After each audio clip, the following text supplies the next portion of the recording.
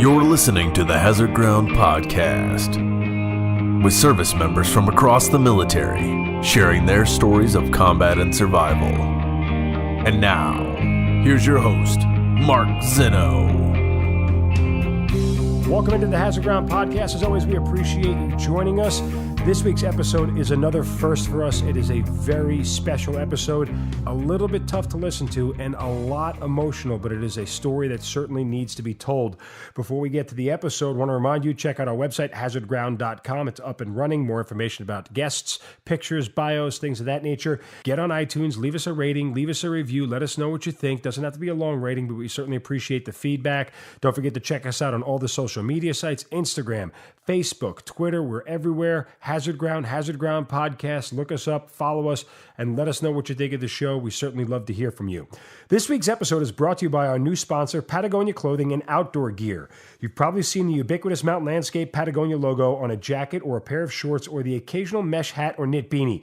But the story behind those products runs much deeper than just a logo. Patagonia was founded out of a love for adventure and the outdoors. Their incredibly well-built products and impeccable customer service keeps you moving from adventure to adventure without skipping a beat. And if in the off chance something does go wrong, through Patagonia's ironclad guarantee, you could send them back to Patagonia for repair or replacement, no questions asked. Patagonia stands behind every product they make 100%.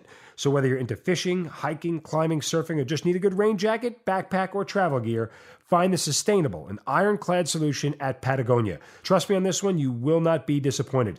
Again, guys, every sponsor on Hazard Ground is a product that we've used and stand by 100%. We wouldn't waste your time talking about it otherwise. So get on over to www.hazardground.com/sponsors and click on the Patagonia banner for free shipping on all orders over $75. Remember, support for our sponsors goes right back into making the Hazard Ground the best show it could possibly be. Again, that's hazardground.com/sponsors. Click on the Patagonia banner and get moving to your next adventure. Now on to this week's episode. This week's guest is the first of its kind. If you follow this podcast, you know we've talked to vets, we've talked to amputees, double amputees, people who have been to hell and back with PTSD, a variety of different type of people who are all willing to share their story. The story you're going to hear on this episode is so unique because it is our first Gold Star parent joining us on the podcast. For those who don't know, a Gold Star parent had their child killed in action during one of America's wars. Lance Corporal Travis Layfield of the Marine Corps was killed on April 6, 2004 in Ramadi, Iraq, and his mother, Dianne Layfield, joins us as our first ever Gold Star parent on the Hazard Ground podcast. Dianne, thank you so much for being here. Thank you for having me, Mark. This is an honor for me as well. I appreciate you taking the time. No, listen, the honor is all on this side of the table. And, I would be remiss if I didn't start out by saying thank you for your sacrifice. What your son did was noble and honorable. And I can't imagine the life that you're living without him, but I certainly appreciate you taking the time to share your story. I know words are of little consolation, but I at least wanted to get that out there at the very beginning, that we were certainly proud to honor Travis's service and your sacrifice as his family. Thank you so much. All right, well, since we can't get Travis's story from him, we'll get it from you. And we always ask why people got into the military, why they started to serve. What was your son's motivation for signing up for the Marine Corps? Well, actually, he started out at age 9. He wanted to be a Navy CB, a Navy SEAL. He wanted to be in the Navy because my father, which is his grandfather, was a Navy CB in World War II. And so I think that kind of motivated Travis to go off into a Navy cadet program from the age of 9 till 12. And he had went through boot camp and all of that through their program. And they used to tell me that Travis was officer material. He loved the discipline. He was very respectful at that early age. And so that's always what he wanted to do. And then when he turned into high school, of course, the recruiters were coming around at that time. And the Marines came through, and Travis decided he wanted to be the best of the best and wanted to be a Marine. So that kind of surprised me. Well, it's technically still the Navy. So, I mean, Marine Corps is the Department of the Navy. But when he was growing up and he had these aspirations, clearly we weren't at a time of war then, but did you ever think that they would hold, or did you think that this was just a phase he was going through? I mean, what was your thoughts back then? Can you remember? Oh, yeah, absolutely. I thought it was just a phase he was going through, young and everything. And didn't know what he wanted to do, but then once he decided, decided to become a Marine, and they started doing their PT and pre-entry programs Travis was all over that in his junior year in high school, and he wouldn't come home from school late. He'd be down at the recruiter's office and, going on field trips with them and things. And he was just, then I knew he was very dedicated and considering very firmly that he was going to become a Marine. At what time was this? How old was he? And, what year was it? Because obviously 9/11 plays a huge role in all this. Yeah, he graduated in 2003. So this happened in about the end of his 2002 or 2001, 2002 is when he really started getting very, very sincere about being a Marine. And 10 days after he graduated from high school, he was ready to go. He signed the papers. We signed the papers. I mean, there was no stopping him at that point. He was 18 and he was going to become a Marine, whether I agreed with it or not. So I just supported him through his whole journey. What were best I could. What were you feeling on the inside? I mean, knowing 9/11 had happened, you saw that we had gone off to war, and your son had these aspirations to be in the Marine Corps, and knowing that Marine Corps, those guys are at the front of the fight. And how did that make you feel as a mother? And he wanted to be in infantry. He went for that. He could have been a step out of that. I mean, he could have went for a different program, but he wanted to be infantry. And I was scared to death. We had been in 9/11 coming, and we told him, his father and I, told him, we're at war. We're going to war. There's going to be a conflict, and you're going to be in it. And he said, Mom, that's really what I want to do. My heart's in this. This is my passion. And he said that there would be no talking him out of it. So again, we just had to sign on the papers and let him go, and never thinking in my wildest dreams that he would not come home. Even though Right. I would say, you're going to come home, and I know you will, but never really honestly thinking that he wouldn't. You just don't phantom that when you just don't. No, I mean, no parent ever wants to think about the possibilities. So I certainly can understand that as a parent. I mean, for going through that with your kids, but you never once even had the conversation to try and talk him out of it? No, really didn't. I knew he was so dedicated and so determined that there was nothing that was going to change his mind. Right. Honestly, Travis was that sincere and that devoted that there was nothing going to change his mind. In fact, him and his father actually had gotten into a couple pretty good little fist fight arguments, I could say. Yeah, literally, his dad was determined he was not going to go, and that wasn't working. And unfortunately, Travis and him left on pretty bad terms, where I left knowing Travis and I loved each other, and we knew that I would support him no matter what. So there was a few rocky points during his, trying to enlist. Absolutely. With all this going on at Circling, was it tough to find the pride in being a parent of a Marine? Because obviously, look, it's not for everyone. And the parents of Marines and service members everywhere, they're proud of their children. They even though they're scared, they love the life that their children have chosen, and they respect it, and they understand the dedication and the life to service and all that. Was it tough for you to feel those things going through all that? Absolutely not. I was so proud of Travis that his proudness was glowing and beaming, and what he was doing, and that he was going to be able to portray for his country and stuff. And it made me proud. And when I went to his graduation at the MCRD in Camp Pendleton area in San Diego, I couldn't have been prouder of him. I just knew this was the path my son wanted to go, and I was very proud of him. Was his dad there at graduation as well? He did go. He was okay with it, and they had tried to mend ways, but there was not that warm fuzzy, right? Unfortunately. But his dad and his younger brother and I also went down. So, okay, so he graduates from Marine Corps training. What time of year is this? Month and year? And I'm just curious how quickly. What's his next unit, and where does he go, and how quickly does he end up overseas? Yeah, he left in September of 2003, and then October is when he was done with his boot camp. The end of October, he came home for a few weeks before Christmas that year, and then they were going to be leaving in February, so we went down the end of January to say goodbye to him before he deployed. It was just within a couple of months, and then he deployed, and I wanted to go back down the day that they were actually leaving from Camp Pendleton, but he wouldn't let me. He said, Mom, it's going to be too tough on all of us. And he didn't want me to go. He knows what a crier I am and how emotional I get. So he just said it would be better if I stayed home. So we went down the end of January and got to say goodbye to him and, see you later type thing. But then they left in February, and then he was killed the beginning of April. So it was a very short Marine Corps history for him. When he graduated and came back home, did you notice a difference in him just as an individual after all the training he had received? Absolutely. He was just more stood up straight and was almost like a man, in just those few weeks. The respect was just unbelievable. And the pride that he really had pride already that, just like I said, beamed. He just was so excited about what he was doing, and he knew what he was headed for. Knew he was going to be getting deployed, and he was ready for it. He said, Mom, that's what I'm training for.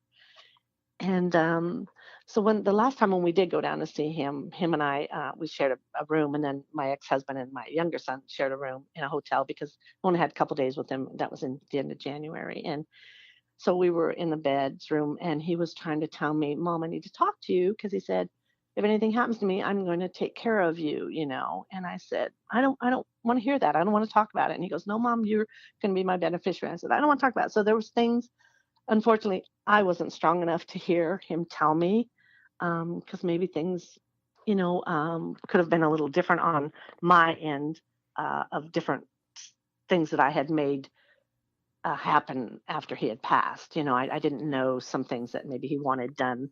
I know this is sad, but cremation or being buried. So there were things like that, but I just didn't want to hear it, because I said, no, you're coming home. I don't want to talk about that. So I have that regret. That's probably the biggest regret I have, is not letting him really talk to me about that. But I just wasn't ready to hear that at that time. Well, I mean, what parent is? I mean, it's look, I tried to have the same conversation with my mother, and it was very short, and I could tell from the beginning she wasn't picking up what I was putting down, and I ended it. I felt like if I left detailed enough instructions and everything else that, that stuff would take care of itself. And I think for all of us, Dianne, just to get a little bit of the perspective and from talking to other people, that's our biggest fear. It's not even our own lives, so to speak. It's what happens to the people we leave behind, right? I mean, because Absolutely. that, is what we can't affect. Because everybody in the military feels like if we put our hands on it, we'll fix it, right? Because that's what we do. We're trained to solve problems. We take care of missions and everything else. And so I certainly can sympathize with what he was feeling. But on the converse, from your perspective as a mother, I know when I tried to have that conversation, it was shut down. I don't think any parent ever wants to put those thoughts in their mind about their child. Yeah, it's something you don't want to talk about. And you're not going to bury your child. You're not supposed to bury your child. They're supposed to bury you. And so, yeah, I couldn't hear that, and I knew he was going to come home, but unfortunately he didn't. So. Okay, so he goes off, you said, in March, right? He hits his duty station, or in February, rather. He hits his duty station? It was in February, okay. And then they went into Kuwait. They had to do some training and stuff in Kuwait. Now, were you able to keep in touch with him through this process, or was he one of those units where he didn't get a lot of time to call back? I mean, because, look, 2004, we didn't have great, communication systems, from the Middle East back, but we had decent ones, comparatively speaking, to today. Was he able to keep in contact with you and let you know where he was and what was going on? I got to talk to him twice when he was in Ramadi, only because he said the lines were so long, as you say. Yeah. Communication was horrible. He couldn't email. I didn't have any of that from him. And a couple letters, and then we had wrote letters, and we had sent care packages, but unfortunately they all came back with his stuff because he never got them from our family. Oh. But God. yeah, it was pretty bad, but it was just tough, So did you actually know the date that he got on a plane to go to the Middle East, or you had no idea? You didn't hear from him until he actually was on the ground? I believe it was February 13th. Okay. Yeah. And I didn't really even hear from him when he got on the ground. It was weeks later that he finally was able to contact us and let us know that he was there and everything. And then I talked to him on March 17th was the last time I got to talk to him. He actually called me at work, and I was supposed to go back from my break, and my boss said, no, just talk to him, thank God, because that was the last time I got to talk to Travis. And he actually had called his brother and his sister and my ex-husband, and talked to all of us that day. So it was just kind of weird that he actually was able to talk to all of us that day. Yeah. And that was the last time any of us heard from Travis. Did you inquire about where he was and what he was doing? I mean, even if he couldn't tell you, did you ask the question? Yeah, I knew he was in Ramadi, and he had told me, just to go on, try to find an Iraqi map and look it up and stuff, that he was in Ramadi, and then that was about all that he could really tell me. It wasn't that he was on a private mission, but him being there so new, so shortly. I mean, I don't even think he really had the concept yet of where he really was, type thing. You know what I mean? Right, right. It was pretty new. Okay, so March 17th, the last time you talked to him, it's 3 weeks go by. Yes. And, this is, Dianne, I'm sorry, it's just incredibly hard for me to even get the question out. So I forgive me, but Please. take me through the day where he was killed on April 6th. So I assume April 6th, you don't get the phone call because usually it takes a couple of days or a day or two for the Army to go through their process, or I'm sorry, the Marine Corps to go through their processing and all that before they notify the family. When did you hear and what was that day? Actually, my youngest grandson was going to be playing baseball, and he had asked me the day before to come to his game, and I said no. I just need to get home after work. Well, that day at work, I had collected things from my work for care packages to send to Travis's unit, and a couple ladies and I were actually packing those up in our office to send the next day to Travis's unit. And so on the way home, I thought, no, I'm going to go ahead and go to my grandson's game, right? And so I get to the game and I could just feel the tension as I got out of the car because my daughter was already there.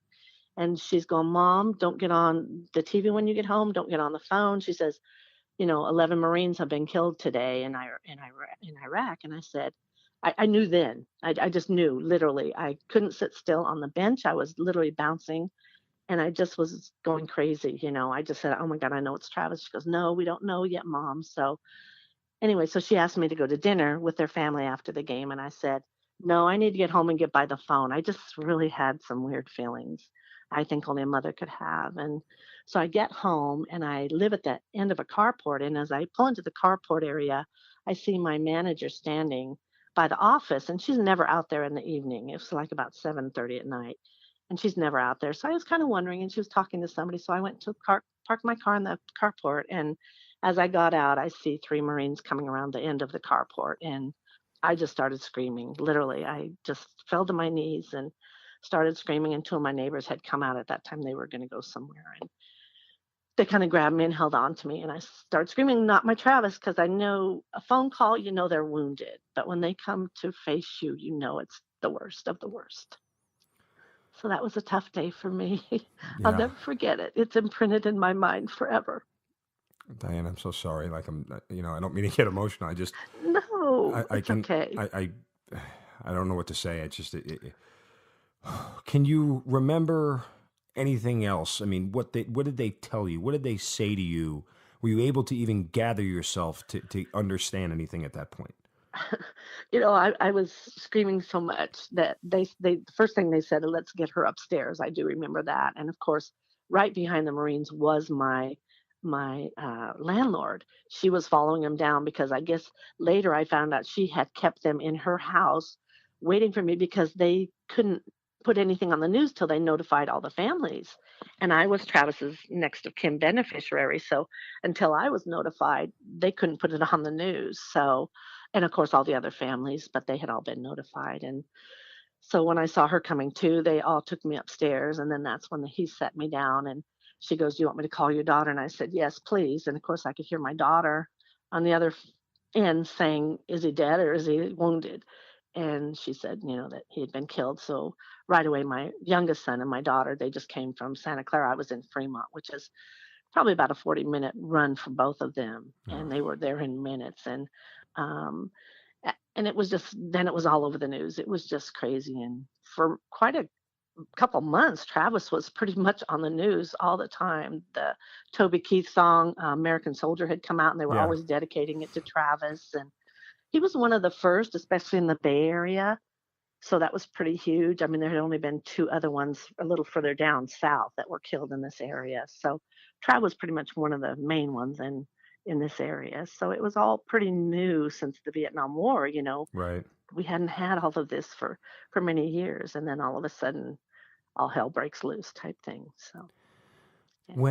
When you started to see the news and everything else, was that helpful? Did it hurt more? Was it something you couldn't watch?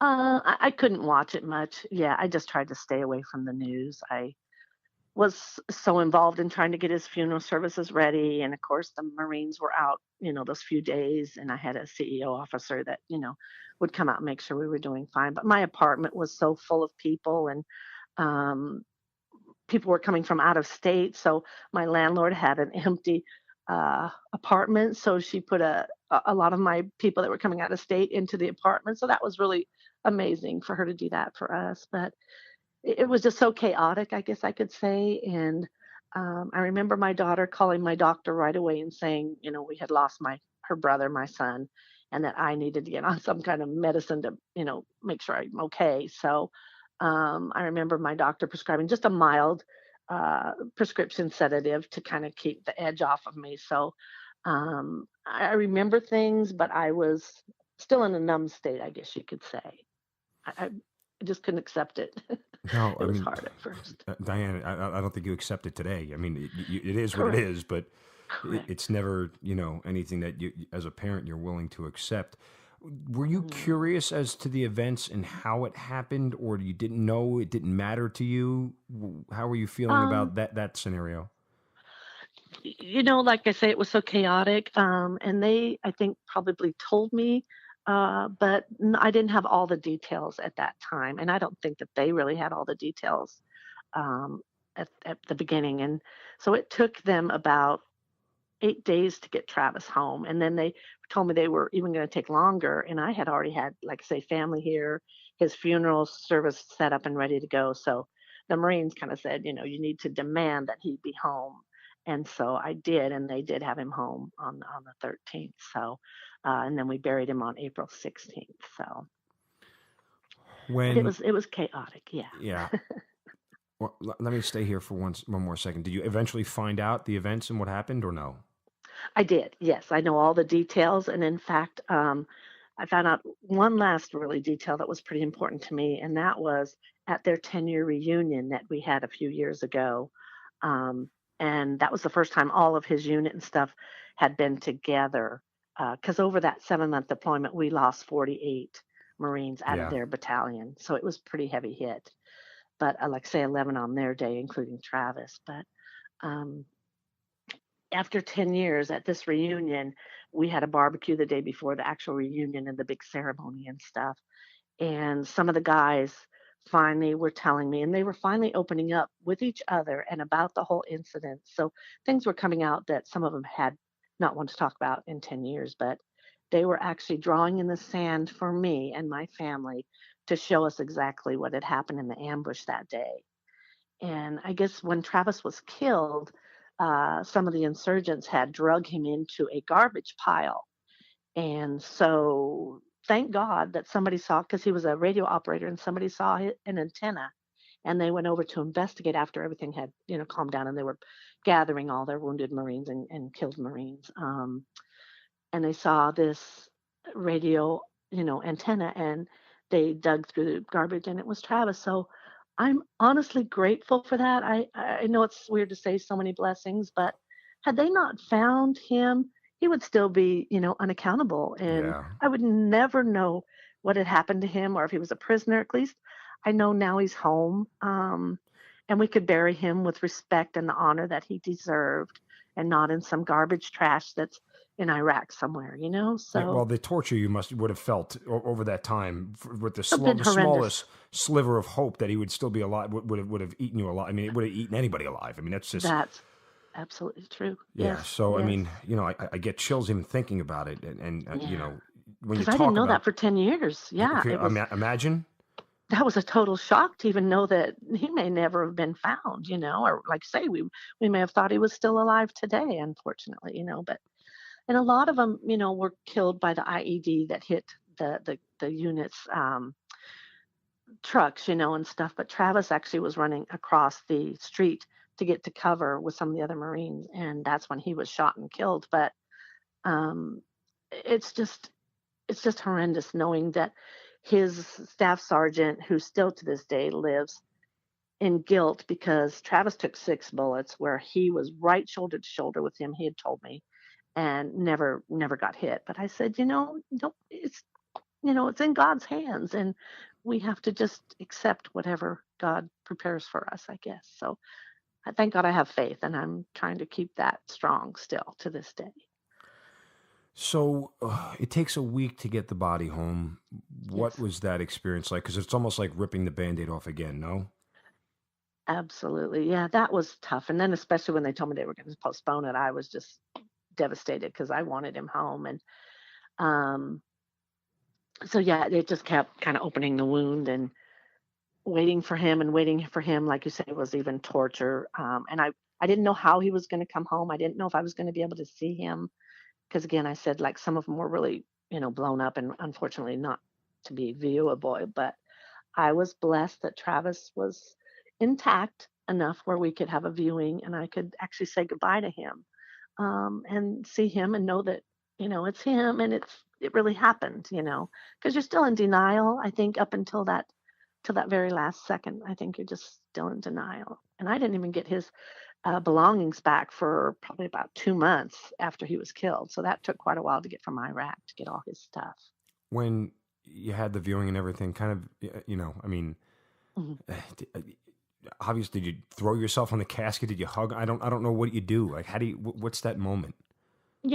He came home, and of course, he had an escort Marine that rode with him, and we escorted him. He came into San Francisco Airport late at night because they knew there would be, big escort and police cops and stuff. So they tried to make him come home late at night so it wouldn't interfere with traffic in the Bay Area, which is crazy. So we all had went up. They got us limos and stuff and took us up. And so when we were bringing Travis back and we took him to the funeral home, I had my 2 sons, and then my daughter and other family members were with us. And so they were going to see him that night if he was viewable. And the young man who escorted him said, yes, let us check him. So they took him into the back room of the funeral home and checked Travis. And he came out and said he's viewable. He rode well. Um, so I had already psyched myself up that I didn't want to see him till that next morning. That's when I knew I was going to be able to see him. So I couldn't go in right away the first night when he came home, when we brought him to the funeral home. My kids and everybody went in, but I couldn't. So then the next day, they were telling me he looks like Travis, mom, and everything. So um, I was able to go in and see him, and of course, I didn't throw myself on the casket. I touched him. I touched his face, which of course was very cold, but I had to touch him, and I leaned over and kissed him. And then my daughter said, "Mom, maybe we should cut a piece of his hair off." So we actually asked the funeral director for scissors, and we cut a little lock of his hair off. But I have that still today, of course, in a safe place. But then it was final. It was really, it was just set then that he was really gone. But he looked like my Travis. They did a great job on transferring him and, making him look like himself. So, like again, I count those blessings because I was able to kiss him and say goodbye. So some parents didn't get that. No, Diane, I don't know how you're holding it together telling this because I'm like losing it here. I mean, it's just, I don't know. I Not mean, easy. it's, Yeah.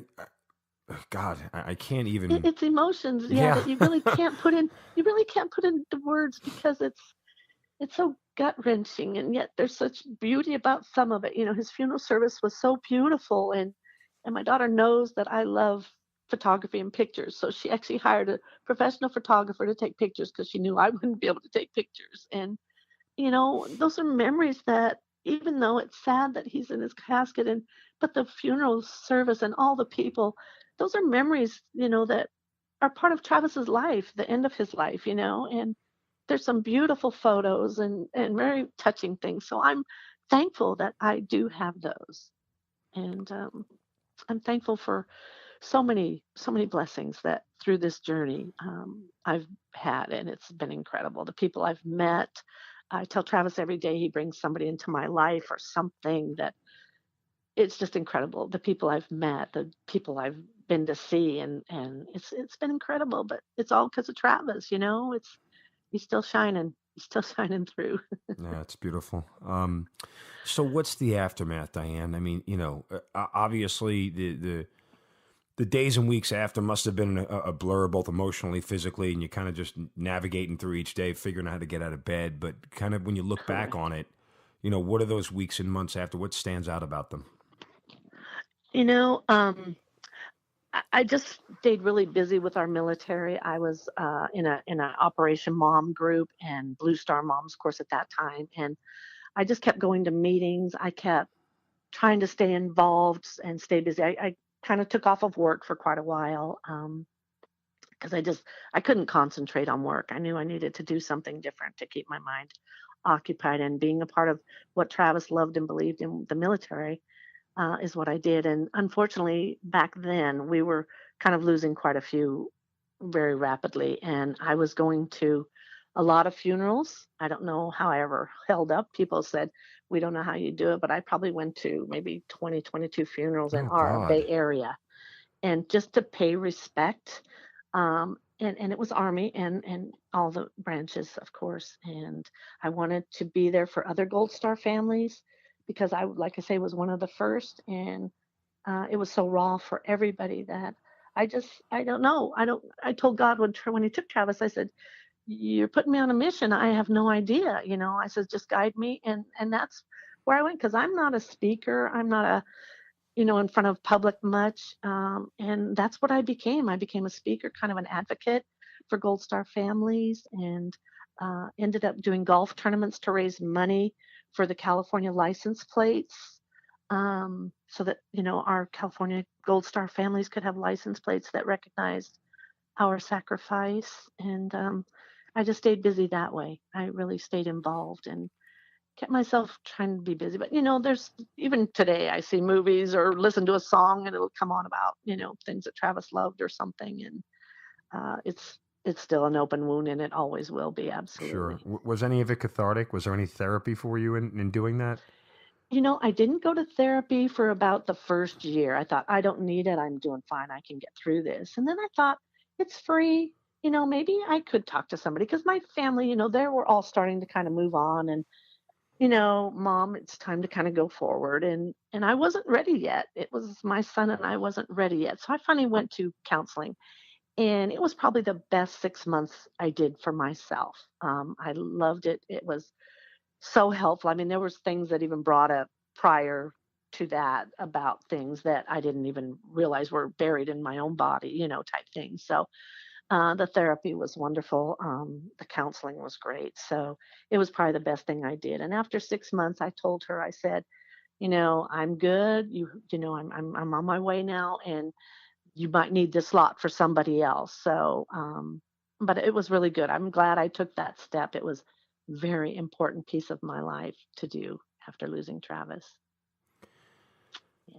So as years go by, I mean, it's not getting easier, but how do you learn to deal? Because normal isn't normal anymore, right? You have a new definition of Right. normal. There was normal when your son was alive, and then there's life after that, and that's normal, but it's not. Right. There is no normal. It's not, it's a new normal. Absolutely. But let me just add this: 2 years, 2.5 years after we lost Travis, we found out that he had a son that Travis never knew he had. Oh, really? Yes. So Travis has a little boy who is now going to be 16, actually, because Travis will be gone 14 years, and Dylan is going to be 16 in June. So, um, and can I tell you a little story about that real quick? Please. My daughter is 12 years older. I have two children from my first marriage, and then 12 years later, I had Travis and Tyler. And so Travis and Tiff were really close. She was like a second little mom to him. But anyway, after he had passed away, he had been with this lady who was like quite older than him. So I made her emancipate, because she wanted to take Travis out of the house and be his mommy type thing. So I had her emancipate him, and they moved about 2 hours away from us when he was like 16 and a half. So long story short, she had kicked him out a year later, And but she had gotten pregnant, but she led another man to believe that it was his child, their roommate. So Travis never really knew, but he kept coming to my daughter in his dreams after he was killed that he was still alive. He used to call her Nene, and he would say, I'm still alive. And she said he would come out of his casket, and she was on the battlefield in some of her dreams, she said, with Travis holding him as he died. So he really came to her really heavy because I guess he knew I probably wouldn't have done anything because I'm not as outgoing as my daughter is. Right. But so she went down to confront this lady and had left them some mail in the mailbox saying, that she had heard that Katana's, the mother, had had a child. And so she finally contacted my daughter 3 weeks later. And my daughter and my youngest son went down to meet Dylan. And so when my daughter came back, I didn't know any of this was going on. And then my daughter came back and said, I need to talk to you. And then told me what she had done and said that it looks like Dylan. And, we're pretty sure it's Dylan's. And I said, I don't want to meet this child until I'm 100% no, it's my grandson. So about a month later, she finally decided to do a DNA test. And of course, they have to only check mine and my ex-husband's because Travis we couldn't do. So Right. Dylan and mine were almost 100% match. We were 99.9 something match. So And I he met looked him just that like Christmas. Travis, you said? Yep, she said he did. Okay. So that Christmas, it was Christmas 10 days before Christmas. We got the news, and so she brought him up to meet us. And out of all four of my kids, only Travis would pull when I'd lift him up. He'd take my hair and twist it. And when I'd hold him, and the minute I picked up Dylan, he grabbed my hair and he twisted it. Oh. And I knew then he was my grandson just from that because, who else would know that, right? Right. And he does look like Travis, and he is more and more like his daddy every day. And they've recently moved up to Washington State, so I don't get to see him now very often. But we text, and he sends me pictures, and he now wants to become a Marine. Oh my God. And his mom is going crazy. She's telling me you got to talk him out of it. And I said, there's no talking him out of it. When he's 18, he's proud of his dad and what he stood for. And I said, maybe he'll change his mind. But I said, if not, you just have to support him if that's what he really wants to do. So I don't know. I mean, But it's just a blessing. Yeah, I was going to say, you talk about blessings. I mean, Yes. it's one thing to keep Travis alive through memories and pictures and events and things of that nature, but to have a grandson from him. His legacy lives on. Yeah. Yes. I mean, that's, Incredible. CNN actually came out and did a huge story on us. Oh, really? A huge story. Yes. A huge story on us finding Dylan. And like I say, back then, it was kind of new. We were one of the new ones, so things were just kind of all over the place. But so they did, a really nice story on us finding Dylan, and very, very nice. So, Dianne, a question apart from Travis. How are the rest of your kids doing? How are they holding up? Because, I mean, I'm not a mom, obviously, but you love all your kids equally. And absolutely. And there's, now that there's one less, like, how do you focus more attention on them now, or they're all grown? Can they handle this? How are your other kids doing? Well, at first I didn't. Like I said, I was going to meetings and doing all these things and speaking, and everything was about Travis. And I have pictures of Travis. People have given me things, so I put them on my walls. I had like a museum where I used to live with just Travis. And I didn't realize I was neglecting my kids to that point. But I would go to things, and people didn't even know I had 3 other children.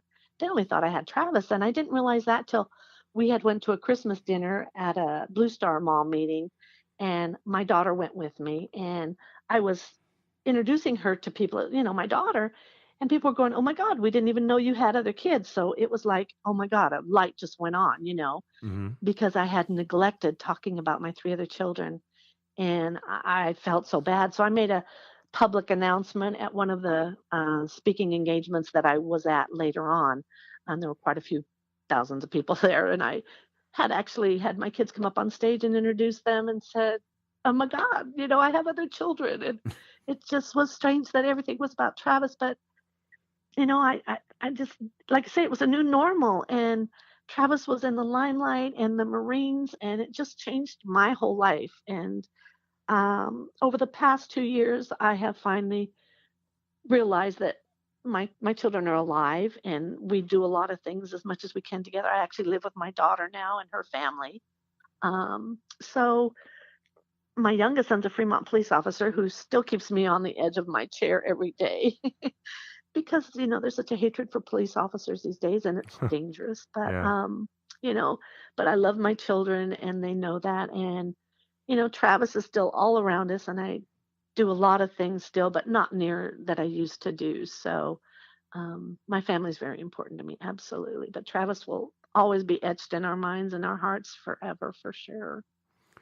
It's January 10th as the recording of this podcast. That means we're 3 months away from, the anniversary and that fateful date.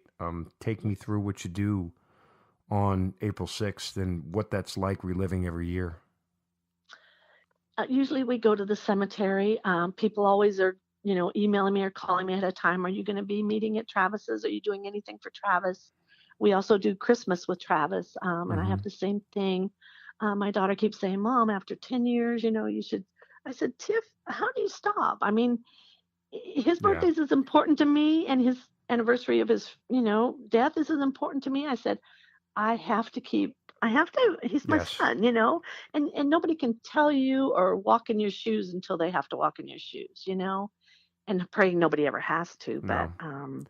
so, his birthday is May 26th. I say he was born in red, white, and blue because he was born Memorial Day weekend. And I said he died in red, white, and blue. And Oh. so, I go to the cemetery, and usually if there's people there, we go out to dinner afterwards. Till my last dying breath, I will always honor Travis on any day that I can, and especially Christmas and his birthday and his anniversary date. Um, Absolutely. I, I'm there. I mean, have your other kids kind of walked away from some of that, and does that bother you?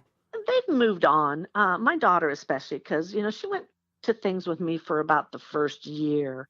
Like if we'd go to events or things, she would always be there to kind of take care of me type thing, even though she had just gotten married and had her own life, but she was still by my side. And then after that, she started moving on.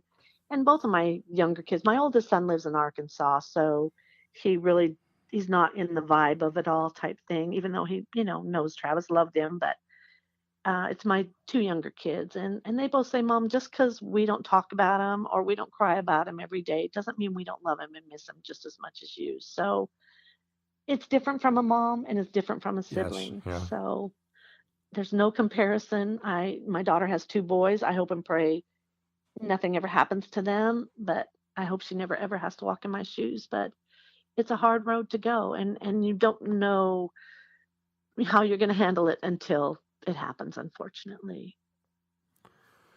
You're coming up on a point where, 14 years. Travis was 19 when he died. Yeah. And, that's got to be an unnerving thought that you're going to hit a point where you've spent more of your life without Travis than you have with. Does that scare Exactly. you? Not really, because I've been saying that lately. I said, "My God, he's almost been gone as long as he was alive," and it's hard to comprehend that because it still seems like yesterday, you know. And here it's going to be 14 years, and then it will be 19 years, and exactly, I don't think anything would change for me, but who's who's to say, it's just one day at a time, I guess, but I don't foresee me changing anything right now. Right. I love him and I miss him like anything. I mean, what's a bad day like for you? Like, there's got to be some days you're just not wanting out of bed. Exactly. What's a bad day like? I was just going to say, just staying in bed, not eating, just kind of really pulling the covers up over your head, and um, just honestly taking a couple sleeping pills here and then a couple more sleeping pills. Not that I'm addicted to them, but Right. just to let that day pass. Um, but I don't have too many of those anymore. It was like that in the beginning, but now I just talk to him all the time. I go out every night and I pray to the stars and pray to him and tell him I love him, blow him kisses. So I still do that every night. I've done that for almost 14 years, every night of my life. So just letting him know that he's still here. He's with me all the time. Being a Gold Star mom, it's not like anybody can see your wounds or your scars or know anything about what happened. Correct. So when it comes up, do you kind of just not bring it up, or do you just not answer it if it's somebody new who asks a question or anything, or are you forthcoming telling everybody about what's going on? I answer, and I love talking about Travis. And not that I love talking about the battle, but if people ask me what happened, how he was killed, I mean, I'm just honored if people will ask me his name, because people don't know what to say. And people in the beginning actually act like you have a plague, Yeah, like you're a leper, like Um, don't touch you. yeah, exactly. It's going to happen to me or my kids, and I went through that quite a bit in the beginning. But now, I just tell people, give me a hug. It's worth a thousand words, because people don't know what to say. And I love talking about Travis. If anybody just asks me his name, I give them a hug and tell them thank you for even asking his name, because he was somebody and he was my son. And I'm honored to talk about him. And if anybody asks me, there may be tears here and there, but I'm just honored that they asked me about my hero, and I'm very proud of him. Well, I'm honored that you were willing to tell us so much about him and for this podcast. I mean, Thank you. that's just I love hearing about him. I'd love to have met him and spent some time with him. And hey, as an Army officer, I would have loved for him to serve in my unit and been with him, because everything you say about him, he was a model Marine, and he loved it. And that's kind of something that's really important to anybody who puts on a uniform. You have to love it. You can't do it kind of half-ass. It has to be a No, passion. absolutely. And can I tell you this quick story too? Sure, Do you have time? please. Yeah, absolutely. You We know have all General the time. Mattis. You Yes. know General Mattis, correct? Well, Hmm. him and I have become very good Oh, friends. really? And yes, That's a good person to know, um, by the way.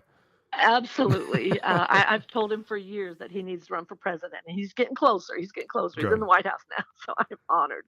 But when I first met him, he was speaking at an engagement where they were putting a plaque up on Soledad in LA area of our guys' unit. And so General Mattis was talking, and I'm in the crowd, and he's addressing this Marine that his mother had said loved to go to dances because he wouldn't let any of the girls be wallflowers. He had this kind of a personality that just was taking care of everybody. And afterwards, I walked up to General Mattis and I said, "Oh my God, that's my son you're talking about." So he still tells that story every now Oh and my then God. in groups. It's amazing. Yeah. And since that day, which is, gosh, almost 10, 11, 12 years ago, I guess now, we have become really good friends, and just an incredible man. And of course, now that he's in the White House, we can't connect as often. I wait for him to call or something, but he always calls and checks up on me every so often. And he's always telling me that Travis is still in his heart and he'll never forget and Oh my stuff. So God. it's That's just priceless. Like, that's such a beautiful thing. it is priceless. It's just I have emails from him that I've saved, every one of them, and pictures. And he's an incredible man, and his stature is just amazing. So, but I had to share that because he's such an icon in the military world, and of course now in the world because he's in the White House. But Secretary of Defense is amazing, but he's an incredible man. So, yeah, he tells the story about my son. That's beautiful. Tell me about the phone call you got on January 3rd, 2009. Oh, wow. I actually got a phone call. I had just started dating a gentleman and we were getting ready to go out to Monterey. And I get this phone call, and it's a gentleman saying that he is from the White House. He is on the staff of President Bush. Um, and I said, "Oh, yeah, right. Who's the jokester here?" And he said, "No, ma'am." And then he told me, he said, "Did you write a letter to President Bush a few years ago telling him you were going to be in Washington, D.C. and you wanted to meet him?" And I said, "Yes, I did." And he said, "Well, let me read you the letter." He had the letter. He read it to me. I said, "Oh, my God."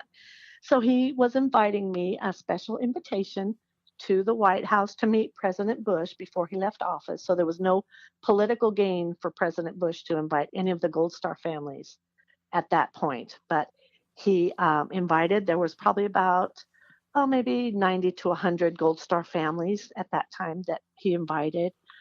We had to pay our own way, but we were invited for, food and drinks and everything. So we spent the whole day at the White House because they took different families in to his blue room for him to meet at a time, and some had children, so we kept saying we'll go later, let the ones with the little kids that were getting cranky go first. And but we had our turn, and my daughter and my oldest grandson at that time, the three of us went. And then this gentleman I was dating was a sergeant major, retired from the Marine Corps.